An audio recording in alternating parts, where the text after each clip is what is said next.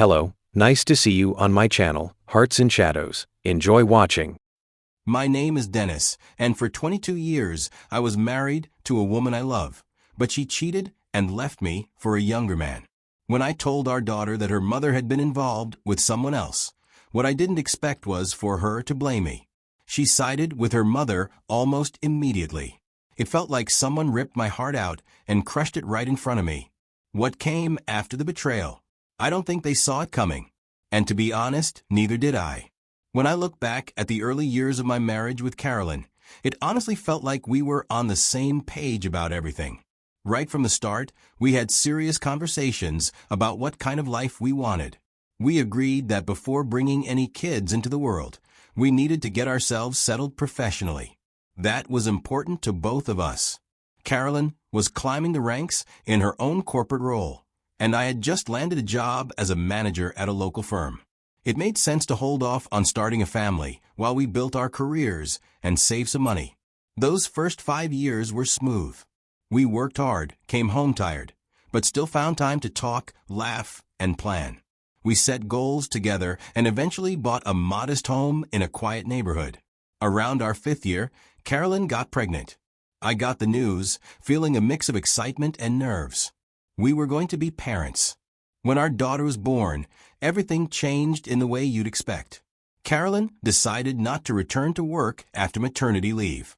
She said she wanted to focus on raising our daughter full-time. I supported her 100%. We talked about it together and agreed it was the best decision for our family. My salary at the time was enough to take care of all our needs. We weren't rich, but we were comfortable. The bills were paid, the fridge was full, and there was always a roof over our heads. We weren't perfect, but we had mutual respect, and most importantly, we had shared goals. Everything seemed steady. As the years went by, life got more expensive, and things weren't what they used to be. I felt the weight of it more and more each month. I knew if I wanted my wife and daughter to live comfortably, I had to step up. That meant putting in extra hours at the office, chasing promotions, and saying yes to more responsibility at work, even when it came at a personal cost. At first, it felt like the right thing to do. I'd leave early, get home late. I'd walk through the door, drop my bag, maybe give my wife a quick kiss on the forehead, and then head straight for the shower just to stay awake long enough to eat dinner. There were nights I couldn't even bring myself to talk because I was completely burned out. But through all of that, in my mind, I thought, this is for us. One night, I stepped through the front door, loosened my tie, and found Carolyn sitting at the kitchen table with her tea. The house was quiet. Our daughter was already asleep upstairs, and the only light was the soft glow from the range hood. I could have mumbled a tired, "How was your day?" and gone straight to bed, but I stopped, slid into the chair across from her, and decided to have a quick conversation with her. I needed her to know why I was doing all of this. I told her straight, I'm not working this hard because I want to. I'm out here grinding so that you and our daughter never lack anything. I didn't know what to expect, but she surprised me when she told me she understood. She called me the best husband and father in the world. She said she was proud of me and that she appreciated everything I was doing. Hearing that, it gave me some peace. It reminded me why I was pushing myself so hard. Even with how stretched I was, I never missed the important dates. I never forgot a birthday. I never let an anniversary slide by. If it were our daughter's school play, I'd move meetings, rearrange schedules, whatever it took to be there. I knew those moments mattered. They were the small pieces that still kept us connected as a family.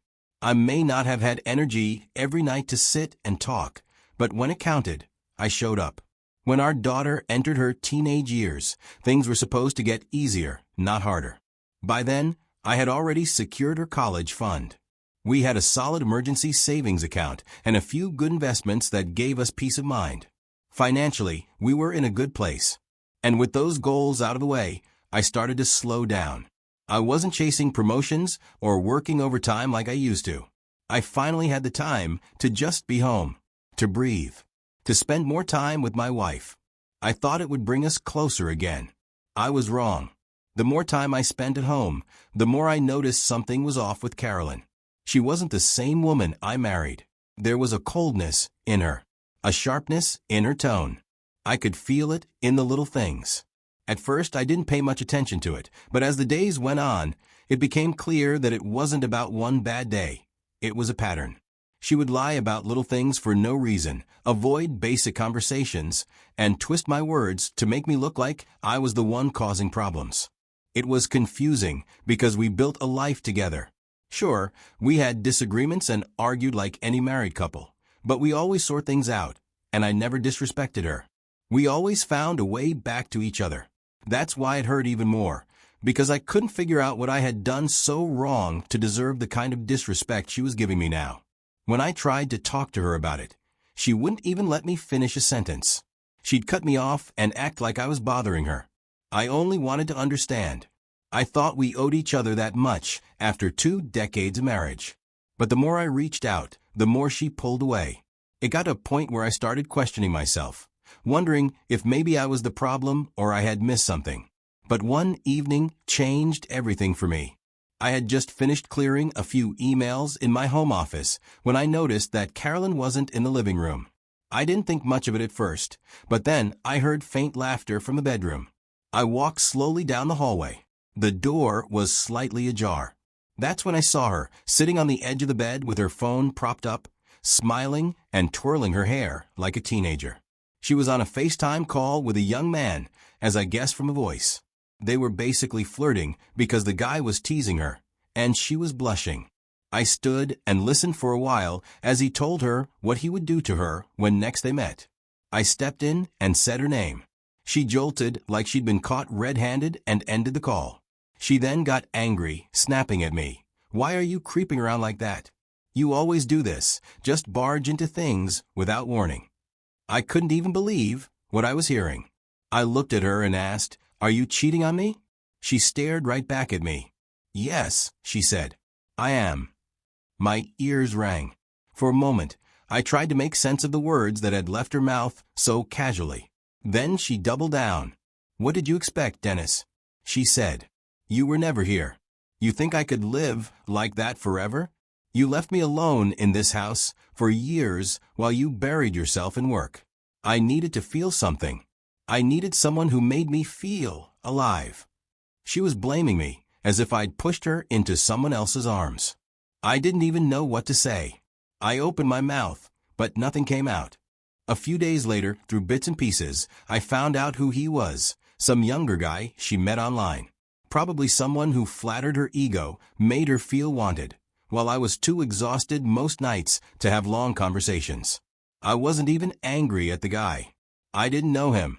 I was more hurt by the fact that she allowed it. She welcomed him into a space that was supposed to be ours. And the worst part? A piece of me still wanted to save the marriage. I couldn't just flip a switch and shut off 22 years. I kept thinking, maybe there's still a way back. I didn't even get the chance to figure out what I wanted before Carolyn made the choice for both of us. The next morning, she walked into the room and told me plainly, "I'm leaving. You'll get the divorce papers soon." It felt like I'd been punched in the chest by someone I thought would always protect me. I just sat there, quiet, because I honestly didn't know what to say. A part of me wanted to stop her, to ask her if she was sure, to beg her to stay, and think about what we were throwing away. But another part of me, the more tired, broken part, didn't have the strength to fight anymore. I watched her move around the house, folding clothes into a suitcase. She had already made up her mind. So I made mine too. I wasn't going to beg. I wasn't going to plead with someone who'd already walked out of the relationship emotionally long before she started packing her bags, physically, /. Still, I wasn't prepared for how heavy the silence would feel after she left. That emptiness sat with me for hours, then days. I finally decided to call my daughter. She was away at college, and I figured she deserved to hear the truth from me. So I told her everything. How I overheard her mother talking intimately with someone else, how I confronted her, and how she admitted to the affair without even flinching. I wasn't expecting my daughter's reaction to be what she did. She sided with her mother and said I had no right to be upset, that I was never really around, that her mom deserved to feel wanted and happy. I was stunned. I couldn't believe the words coming out of her mouth. All those years I worked long hours, skipped sleep, sacrificed rest and joy, just make sure they had a roof over their heads, food in the fridge, and savings for the future. And she blamed me for why her mother cheated? I didn't even know how to respond to my daughter, who justified her mother's betrayal. That conversation left a deeper scar than the divorce papers ever could. So when the papers came, I didn't fight it. What was the point? The two people I spent my entire life working for had made it clear where they stood. I showed up in court. I didn't ask for custody. My daughter had already chosen who she wanted to stand beside. I just wanted it over. The court divided everything up. Most of the financial growth and success I had built over the years happened during the marriage, so Carolyn had legal rights to a chunk of it. We settled on a one-time alimony payment, something I insisted on, so I wouldn't have to stay financially tied to her for years. I paid it. It was a heavy amount, but it meant freedom. She didn't want the house either. She had already got herself a new one in some fancier neighborhood, likely with the excitement of her new life in mind. So I kept our old house. After the divorce, I didn't fall apart the way people might have expected. But that doesn't mean I wasn't hurting. Inside, I was a mess. My wife of over 2 decades is gone, and worse, my daughter had chosen to stand with her. That part broke me in ways I still can't fully explain. It felt like the life I'd spent years building had vanished overnight, and I was the only one standing in the rubble. To cope, I made a decision that since they were both gone, they were dead to me. I didn't want updates, I didn't want check-ins, and I needed distance. So I focused on what I knew, work.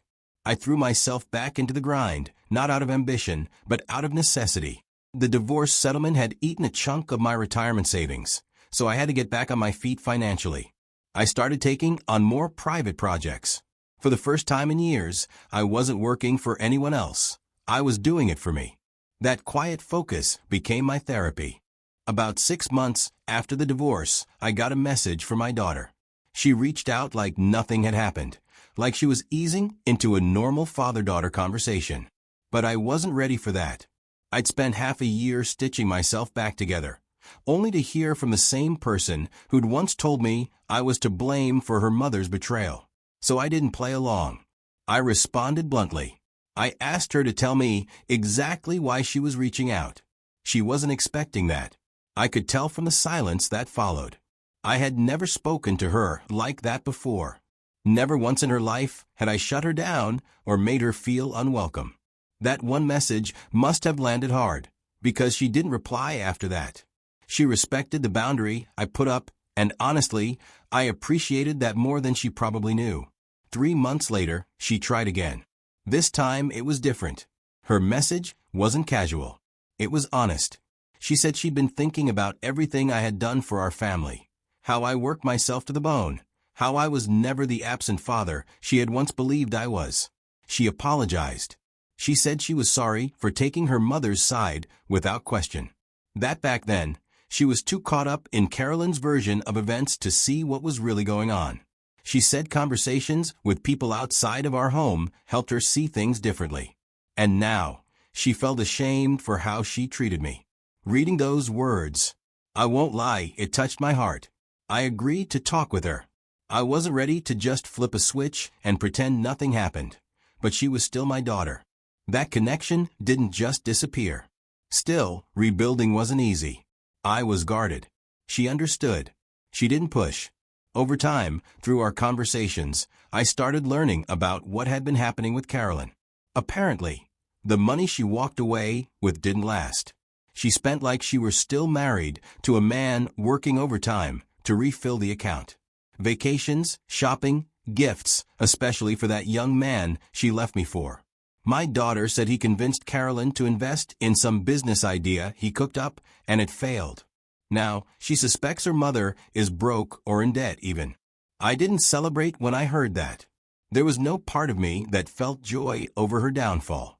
But I'll be honest, it reminded me that everything I did for those 22 years wasn't in vain. The money didn't just appear. The security we had wasn't luck. It was work, sacrifice, responsibility, and I carried it all on my back while she looked elsewhere for excitement. My daughter still visits her. I told her I won't stop her from keeping that relationship, but I made one thing clear. Whatever happens with her mother stays between them. I want no part of it. It had been a little over 2 years since the divorce when I got a call from a number I didn't recognize. I almost didn't pick up, but something nudged me to answer. As soon as I heard the voice on the other end, I felt a cold wave move through me. It was Carolyn. She said my name like we were old friends. I didn't let her finish whatever she was about to say. I cut in and told her, plain and direct, "Don't ever call this number again." Then I hung up. But that didn't stop her. She called back again and again. I didn't answer. Instead, she left voicemails, long, rambling ones. She said things like, "I didn't know what I had." The grass wasn't greener. She said she was sorry and wanted to make things right, that she finally understood what I had been trying to build all those years. She even used the word regret, which she had never allowed to slip through her lips before. But I didn't care. I didn't want her apologies. I didn't want her explanations. I had already buried that chapter of my life and made peace with the pain. Picking up that call again would be like reopening a wound that had already scarred over.